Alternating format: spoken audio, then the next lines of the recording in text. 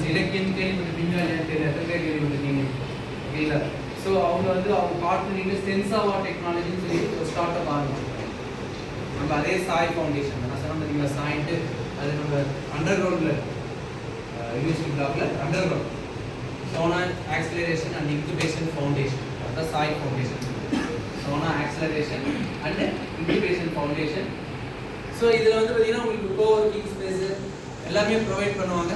So அவங்களுக்கு தான் இந்த கிளாஸ் எடுக்க சொல்லலான்னு பார்த்தேன். அதனால தான் கம்பைன் கிளாஸே கேட்டிருந்தேன். எடிஷனல் அதுக்குள்ள புக்காக இருந்தாலும் என்னால் எதுவும் பண்ண முடியாது. 3 நாள் அவங்க கூப்பிட்டாங்க, வேறு ஏதாவது இன்குபேஷன்ஸ் கூப்பிட்டாங்க. ஸோ அவங்களையும் நிறைய பண்ணுறாங்க. அதுவே பார்த்தீங்கன்னா சோனா இன்குபேஷன் ஃபவுண்டேஷன் செகண்ட் ஃப்ளோரில் வந்து அது வந்து கோவர்க்கிங் ஸ்பேஸு ஸ்டார்ட் அப்ஸ்லாம் இருக்காங்க. ஸோ அந்த மாதிரி பார்த்தீங்கன்னா அந்த சென்சோவா டெக்னாலஜி இலக்கியங்கள் வந்து பார்த்தீங்கன்னா சாய் ஃபவுண்டேஷன் தான் இன்குபேட் ஆயிருந்தாங்க. இப்போ ரீசெண்டாக ஒரு ஹேக்கத்தானில் போய்ட்டு 1 lakh கேஷ் ப்ரைஸ் வாங்கிட்டு வந்தாங்க. சென்ட்ரல் மினிஸ்டர் நிதின் கட்கரி அவங்ககிட்ட அது அவார்டு வாங்கிட்டு